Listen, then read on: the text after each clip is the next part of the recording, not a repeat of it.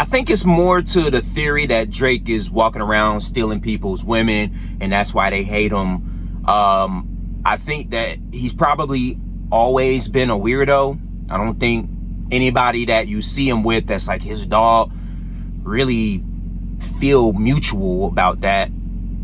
I think there's a lot of opportunists in the industry. What makes me think that, right? Let's take it all the way back. And I'm gonna bring it to what's happening currently and to kind of make this make sense. But let's go back to like early 2010s, right? So Far Gone had a certain sound to it. But what it didn't have is this, I'm a gangster. You know what I'm saying? I'm a killer. I'm from the 6. All that like hard talk. You know, it didn't have that. He was rapping his ass off, don't get me wrong, on a lot of them tracks, but it didn't have that. Thank Me Later ain't really have that. Take Care, okay, he was talking his shit. That's why that third album, though, is titled what it's titled. Now, peep game. Let's take it back to songs like Paris Morton music, or sorry, Aston Martin music. I always felt way back in the day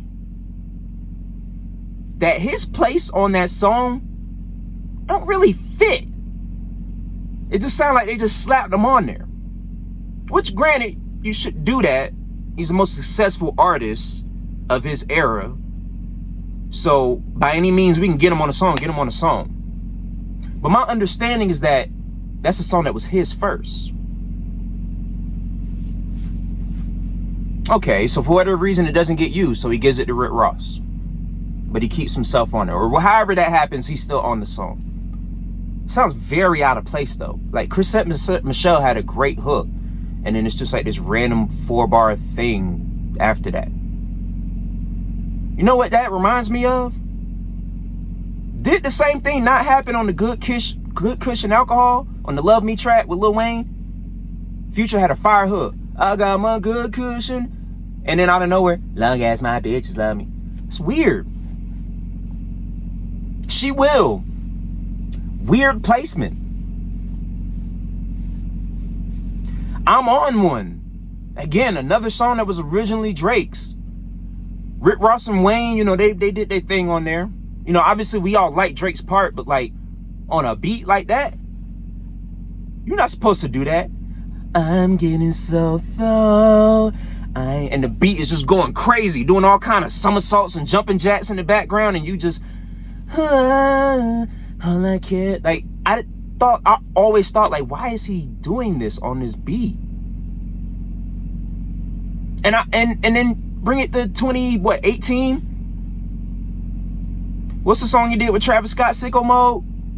Very random. No business on that song whatsoever. It don't sound like he got in the booth. Life is Good. What is that?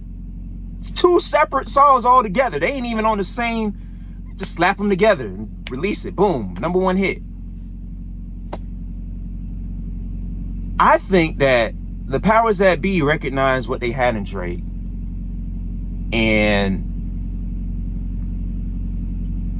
we can't get him to sound street with these dudes that are really from the street, really part of the culture. He's really good at what he does. But you can't be on the I'm So Hood remix talking about some I'm getting so. You can't do that. So, you know, cut and paste, drag some stuff, do this, do that, bam, we got a song. I think that would be indicative of the fact that these people never really rock with Drake. This isn't new. This isn't new. But you know what I think it is with this whole 20v1 narrative that's been going on? I think whoever's been protecting Drake has now wiped their hands clean of the boy.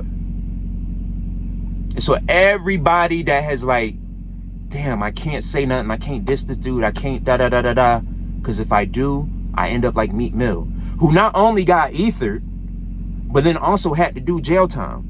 Now, I promise I'm not trying to be conspiracy theorist, because what he did wasn't even that wrong to get the time that he received. But what I'm saying is, hey, if any of y'all try to come for the boy, just remember, I'm just saying,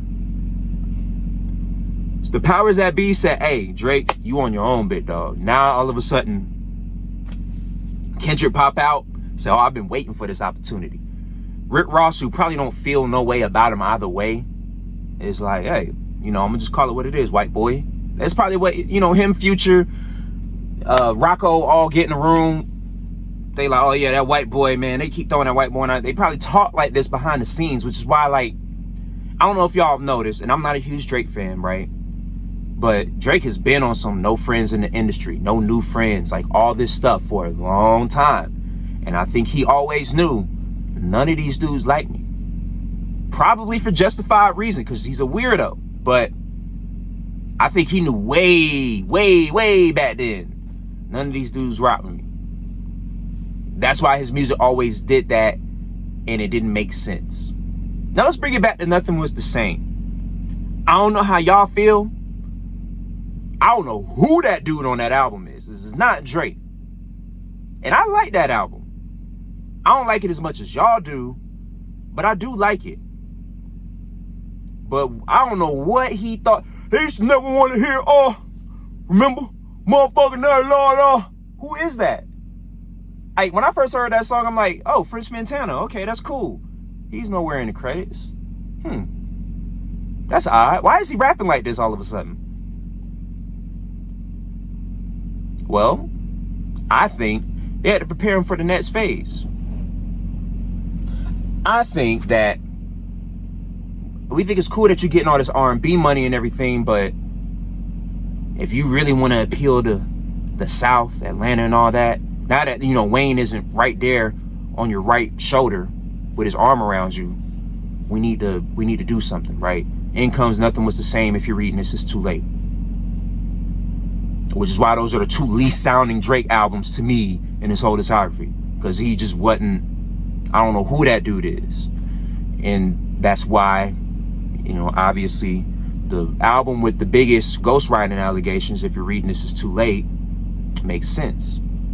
And the conspiracy is Kendrick is involved with a lot of Nothing Was the Same. Just a conspiracy. But that's where the whole, remember, that Kendrick does is reminding him, like, I was there when you was making that album. Don't make me remember who you fucking with. That's the conspiracy. I don't want to get too much into the conspiracy in the video, but that, I don't know who that dude is.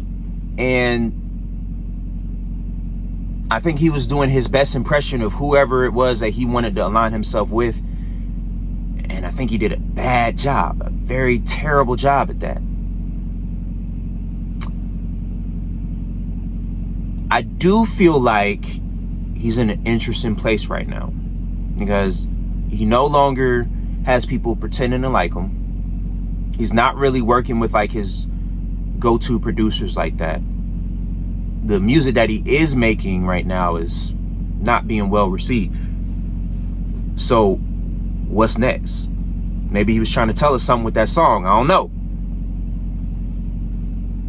I see some kind of bounce back, but I don't see number ones in his future. I don't see sold out tours in his future. I'm not gonna sit here and say it's over for him, but what I will say is we're definitely looking at a situation where Kendrick is like the last of a dying breed. Drake is all but assassinated himself. Cole is retiring, supposedly. Big Sean, who used to be the big three, I don't know if y'all remember that when it was like the big four. I don't know where big three came from all of a sudden. It was always Kendrick, Cole, Drake, and then it changed between Sean, Meek Mill, Wale, depending on the time. But Big Sean was in that conversation. I don't want y'all to forget that.